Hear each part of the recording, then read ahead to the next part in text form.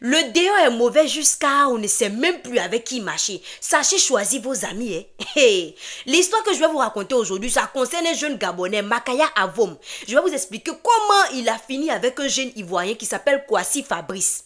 Donc le gars ivoirien, il a quitté son beau pays pour aller se chercher au Gabon. Avant même qu'il ne quitte, sa soeur lui a dit que au Gabon, là, quand on va là-bas, c'est soit on revient bizarrement sans rien, ou bien on revient dans un cercueil parce que j'ai déjà entendu parler de ça. Il dit non, il faut laisser, je vais aller me chercher. Ok, comme c'est un grand garçon, ils l'ont laissé partir. Arrivé au Gabon là-bas, il n'avait pas de parents, il n'avait pas d'amis, il n'avait personne. Il a loué seulement un petit entrecouché là, c'est là-bas qu'il se débrouillait. Il ne faisait rien, il traînait. Dieu faisant les choses, il a croisé un ami qui s'appelle Makaya Avom. C'est lui qui l'a croisé là-bas. Et les deux ont commencé à parler. Le gars était vraiment courtois, il était gentil avec lui. Il lui donnait des conseils à chaque fois et tout ça. Il ne faisait que se plaindre auprès du gars. Non, moi, ça va pas de ma vie. J'ai quitté mon pays pour venir me chercher ici. Ça va pas, ça va pas. Le gars lui dit, attends, je vais te donner un conseil. Ici, là, il faut vendre des articles. Il faut être commerçant pour pouvoir t'en sortir un peu. Donc, prends des articles auprès des gens ici, là. Et puis, il faut commencer à revendre un peu. Tu vas voir que avec le temps, tu vas t'en sortir. Il faut arrêter de te plaindre. Hein? Arrête de te plaindre. Prends les articles et puis il faut vendre. Tu vas avoir ça. Donc, c'est comme ça le gars, il a pris, il prenait les articles un peu sur les gens. Il prenait un peu. Il va prendre les cudins ici. Il va prendre les lampes. Il va vendre un peu jusqu'à de 2020. Jusqu'en 2024, là. Le gars, il a eu sa boutique. Il a eu sa boutique, il s'en sortait très bien, il avait sa petite voiture et aussi il a acheté une voiture pour sa femme. Quand son ami Gabonais a entendu ça et que le gars ivoirien Fabrice là, il a acheté une voiture pour sa femme là, et il est descendu directement chez lui. Mon vrai, j'ai appris que tu as acheté une voiture pour ta femme. Il dit oui, j'ai acheté une voiture pour ma femme. Attends, mais tu sais que depuis que j'ai ouvert ma boutique là, ça marche bien pour moi. Il dit que, oh, attends, tu vas me dire que c'est le conseil que moi je t'ai donné là. Je t'ai dit qu'il faut prendre les articles, tu vas revendre un peu là. C'est ce qui a fait qu'aujourd'hui là, tu as ouvert la boutique jusqu'à aujourd'hui, tu peux acheter une voiture pour ta femme. Il dit que oui, je te serai toujours reconnaissant parce que c'est grâce à toi, tu m'as toujours consolé. Tu m'as toujours donné des idées. Donc là, ça va chez moi. Le soir, je t'invite chez moi. Il faut venir. On va pouvoir fêter ensemble et tout ça. Son ami là, sa bouche était ouverte comme ça. Donc c'est moi mon idée que moi je t'ai donné là. C'est ce qui a fait qu'aujourd'hui, toi tu es devenu boss. Ok, on verra. Le soir, il s'est apprêté, il est parti chez son ami. Ils étaient en train de manger, causer, papoter et tout ça. Mais son ami ne faisait que poser la même question. Donc c'est l'idée que moi je t'ai donnée là. C'est ce qui a fait qu'aujourd'hui là tu es devenu boss comme ça. Son ami ne faisait que lui dire oui, je te serai toujours reconnaissant et tout ça. Mais s'il a même remis la somme de 200 000 francs pour lui dire merci mon ami, vraiment, je te serai toujours reconnaissant. Son ami là, son cœur n'était pas tranquille. Il est rentré à la maison, son cœur était amer, son cœur était serré comme ça. Il disait que oh, ça va pas se passer comme ça. Hein. Donc toi tu quittes dans toi ton pays, toi tu viens ici et toi tu viens réussir sur moi ma tête. On va voir ça. Son ami maintenant, quand il appelle, quand le gars ivoirien appelait son ami gabonais, il ne prenait plus. Quand il décroche, il dit oh pardon, moi je suis occupé. Toi tu as déjà réussi ta vie juste quand tu achètes une voiture pour ta femme. Moi je suis occupé. Il faut me laisser, moi je vais chercher moi aussi mon argent. Donc lui aussi il avait laissé dans son coin. Faut pas je vais appeler quelqu'un et puis il va m'insulter. Il avait laissé comme ça. Un jour, le gars ivoirien, on ne le voyait pas.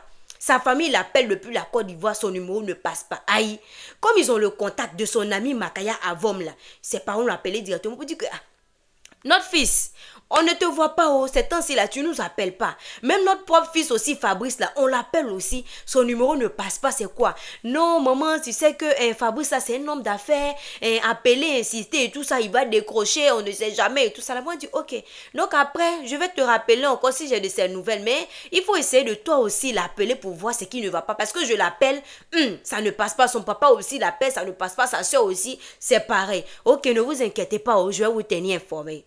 C'est comme ça la maman raccroche. Des jours après encore, ils appellent Fabrice, son numéro ne passe pas. Hé, Avom, tu n'as pas les nouvelles de ton frère? Depuis l'on l'appelle, ça ne passe pas. C'est inquiétant, non, maman, laissez. Il va revenir. C'est un homme d'affaires, non? Il voyage, il a toujours un 2 avions, raison pour laquelle vous n'arrivez pas à le joindre. Ok. La maman a rappelé encore parce qu'elle a vu que c'était vraiment inquiétant. On l'appelle, il dit que oh, attendez, je vais l'appeler moi-même et puis je vais voir ce qui ne va pas. Ah, donc depuis on t'a appelé pour te dire que on n'a pas de ces nouvelles, tu n'as pas réussi à l'appeler. Non, moi même je suis occupée, je fais mes affaires. Donc moi je n'ai pas appelé et tout ça, mais je vais l'appeler aujourd'hui là et puis je vais vous faire le compte rendu. C'est comme ça le gars là, d'après lui, il a appelé. Il fait le retour à la maman le lendemain, il dit que ah maman, j'ai appelé oh, son numéro là, ils ont décroché mais ce sont des kidnappeurs. Ce sont les kidnappeurs, on dit qu'ils ont besoin de 20 millions. Ils disent qu'ils ont besoin de 20 millions pour pouvoir les libérer votre fils. 20 millions, des kidnappeurs. Comment ça s'est passé? Il dit que moi, mais je ne sais pas. Je ne sais pas. Quand ils vont le libérer, vous allez lui poser des questions. Mais actuellement, comment j'ai appelé, on me dit qu'ils ont besoin de 20 millions pour pouvoir libérer votre fils. La maman était stressée là-bas. Elle a commencé à se traîner partout. Le parti qui dit, bon, comme ils ont besoin de 20 millions pour pouvoir le libérer, on va envoyer l'argent et puis ils vont le libérer. C'est comme ça. Le gars, la Makaya Avom, le gars gabonais, il envoie ses coordonnées directement. Le papa verse les 20 millions sur son compte chaud. Il verse, il dit, ok, il faut transférer l'argent au kidnappeur. Ils vont libérer notre fils. Il dit, je vais faire le travail. D'après lui, il a transféré l'argent. Mais 2 jours après, les parents l'appellent. Il dit qu'ils n'ont pas encore libéré le fils, que lui, il est en train de négocier. Le père dit non, si c'est ça, c'est que je descends directement au Gabon, je vais à la police là-bas, et puis ils vont libérer mon fils, on va voir comment on va gérer la situation. Non, vous n'avez pas besoin de venir ici.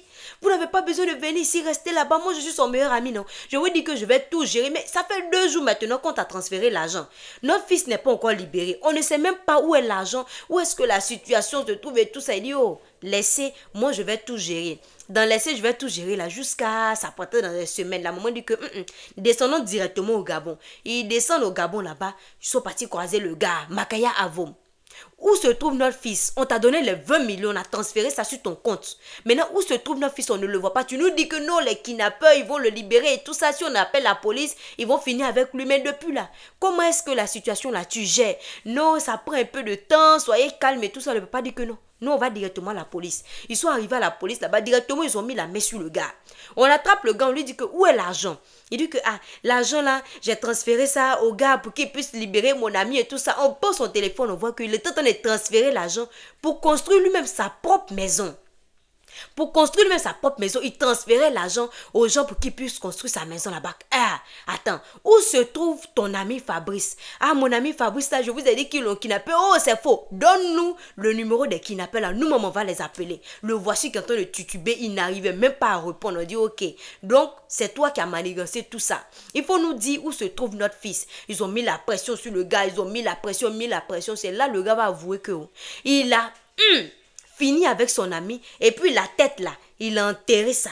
Il a enterré la tête et le corps, il a jeté ça dans l'eau. Et au bout de 3 jours même, le corps du gars était remonté. C'était sur l'eau comme ça flottait. Et il a payé des petits pour qu'ils puissent prendre le corps et remettre ça dans l'eau de sorte qu'on ne voyait plus le corps. Le gars a avoué ça, la maman était comme ça, en train de trembler. Pourquoi tu as fait ça? Non, c'est pas jalousie.